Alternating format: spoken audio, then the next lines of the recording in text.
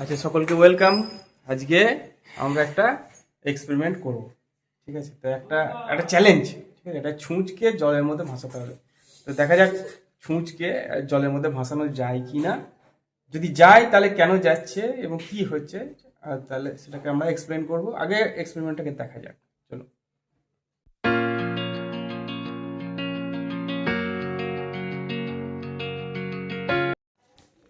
জল দে আগে এটাতে, কতটা? যতটা আছে পুরোটা গ্লাসটাতে পুরো ভর্তি কর। ব্যাস। হালকা করে দে, ছুঁচটাকে ভাসাতে ভাসাতে পারিস নাকি দেখ। হালকা করে দিবি যেন ভাসতে পারছে। আস্তে আস্তে ছাড়বি, বেঁকিয়ে তো হবেই না, বেঁকিয়ে তো ডুবে যাবে। এরকম করে? সোজা করে। ওই তো ভাসছে, দেখি ছুঁচটা ভাসছে। দেখা যাচ্ছে কি ক্যামেরাতে? হ্যাঁ, ক্যামেরাটা কিছুটা দেখা যাচ্ছে। আচ্ছা, আরেকবার করবো? কি করে ভাসছে ছুঁচটা? কে জানে? Challenge success. ছুঁচকে ভাসানো যাচ্ছে জলের মধ্যে। কি সুন্দর ভাসছে। এগুলা কি কি জন্য? কি সুন্দর ভাসছে। কেন ভাসছে বল? ধরিস না, এখন ধরিস না ওটাকে। তাহলে এক সাবানের জল 1 ফোঁটা করে দে। একটা চামচ নিয়ে গে, যা চামচ নিয়ে গে। এটা সাবানের জল, এটা সাবানের জল। এক ফুটা? একটুখানি তোল। একটুখানি? দে, পাশে। ওর ওর গায়ে দিবি না যেন। এইখানে? ওই। আছে এখনো? হ্যাঁ। এখনো আছে, বেশ। আর একটু দে, ওর গায়ে কাছাকাছি দে। কিছুই তো হলো না। আরো দে। ওই, সাবানে কি হলো ভুলে গেল, এটা? চলে গেল। কি করে চলে গেল? ডুবে গেল। ও ফট করে ডুবে গেল। সাবান করে ডুবে গেল। সাবানের জল দিলে সঙ্গে সঙ্গে ছুঁচটা ডুবে গেল। আর দিস না। বেশ দিন আরেকবার। বেশ, এবার ফেলে দে, জলটা ফেলে দে। জলটা খারাপ হয়ে গেছে। এবার একটা চেষ্টা কর, ওই ছুঁচটাকে তুই বেঁকিয়ে মানে সোজা করে এরম করে ভাসানোর চেষ্টা কর। শুইয়ে নয়, ঠিক আছে? এইরকম হ্যাঁ, ওরম করে। আস্তে। ছুঁচটা ক্যামেরায় আসছি না। নে,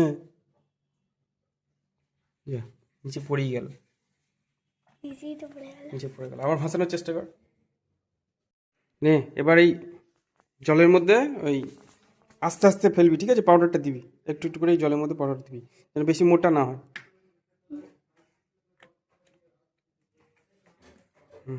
হালকা হালকা করে, যেন মোটা ইয়ে না হয়, একটু একটু করে দিবি।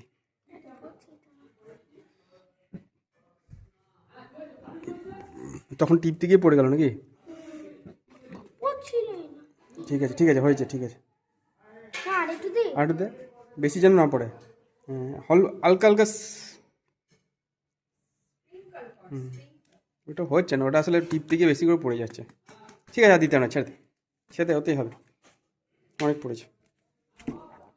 ঠিক আছে, এবার ছোট চামচ নিয়ে আসছি কেন, বড় চামচ নিয়ে আসতে হবে। একটা বড় চামচ নিয়ে গে, যা, ছোট বড় চামচ নিয়ে গে। বড় চামচ করে বেশি করে ইয়ে নিবি, ফেনা নিবি, ঠিক আছে? দিয়ে একবারে মাঝখানটা করে দিবি। দেখ কি হয়, সাবানের ফেনাগুলো ভয়ে পালাবে। আমি সাবানের ফেনা বলছি, ওই কি জানো, আরে পাউডার। পাউডার। হ্যাঁ, পাউডার। বেশি করে একবার ফুল ভর্তি করবি, ঠিক মাঝখানে করে দিবি একবারে। উইতে পালিয়ে গেল সব ফেনাগুলো। এ শুধু ফেনা বলছি আমি, আদিতে হতে হয়ে যাবে। পাউডারগুলো পালিয়ে গেল, দেখলি? তা ছুঁচটা ভাঁজলো কি করে? ছুঁচটা ভাঁজলো কি করে? আর এই পাউডারগুলো পালিয়ে যাচ্ছে কেন? সাবানের ফেনা দেওয়ার সঙ্গে সঙ্গে পালিয়ে যাচ্ছে কেন? তাহলে আমরা কি দেখলাম? আমরা দেখলাম যে একটা ছুঁচকে জলের মধ্যে ভাসানো যাচ্ছে যদি সেটাকে ঠিকঠাক মতো জলের মধ্যে শোয়ানো হয়, ঠিক আছে? কিন্তু যদি ছুঁচটাকে লম্বালম্বি করে দিই তাহলে সেটা জলের মধ্যে ডুবে যাচ্ছে। আর আরেকটা কি দেখলাম, একটা পাউডার যখন জলের মধ্যে ছড়িয়ে দিলাম তখন ছড়িয়ে যাচ্ছে, কিন্তু পাউডারের মধ্যে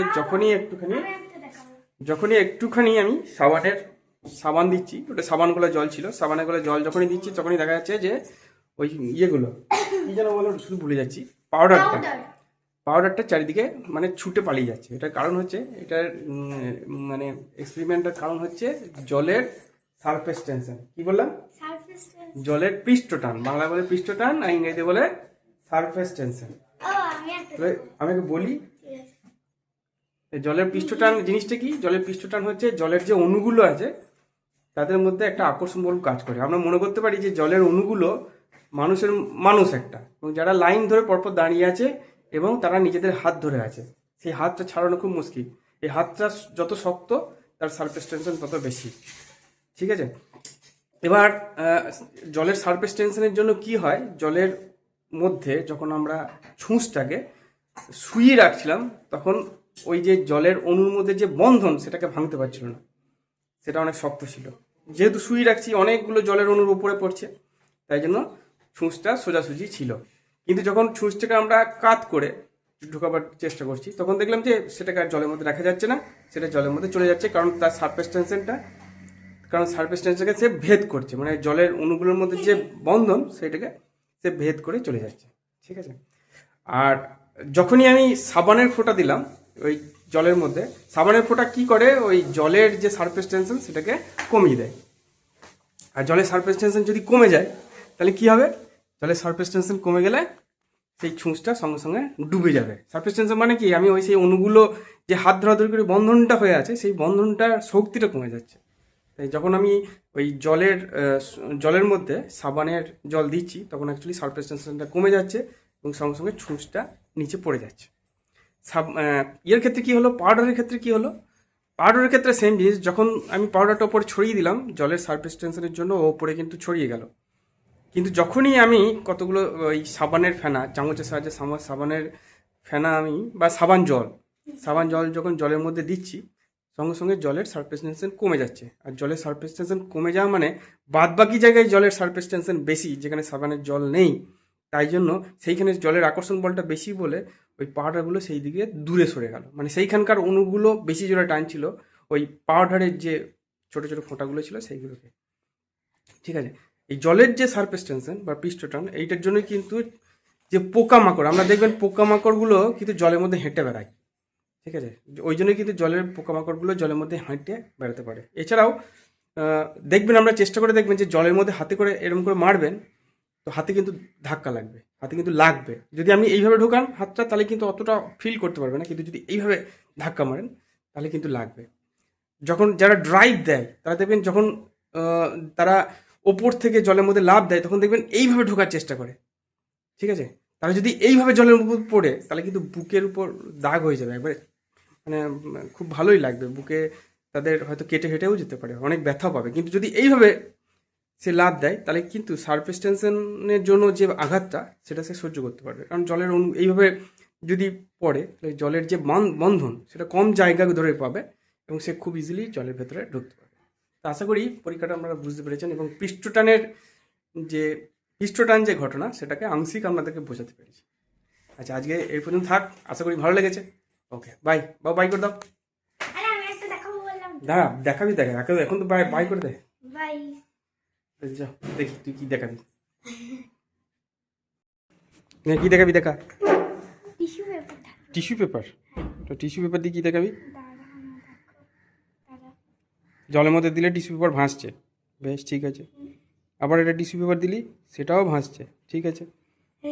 বলতে হবে তো তুই কি করছিস, হ্যাঁ করলে হবে না তো, তা লোকে বুঝবি কি করে তুই কি করছিস, কি দেখাতে চাইছিস, দাঁড়াও করেই যাচ্ছিস। দেখি ওটা হয় নাকি, আমি ওটার নামই জানি না। কি নাম, কি করে দেখাতে চাইছিস কি? আরে তিনটে টিস্যু পেপার ঢালবো দিয়ে ওর মধ্যে এইটা দেবো। কোনটা? এইটা সুচটা।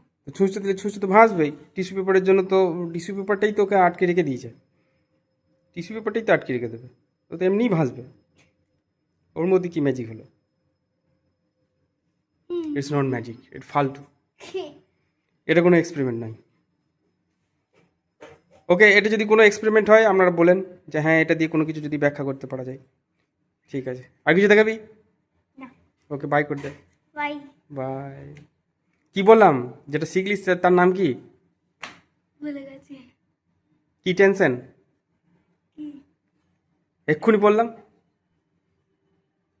কি টেনশন? সারফেস টেনশন, হনুমান একটা, এক্ষুনি বললাম। কি বললাম?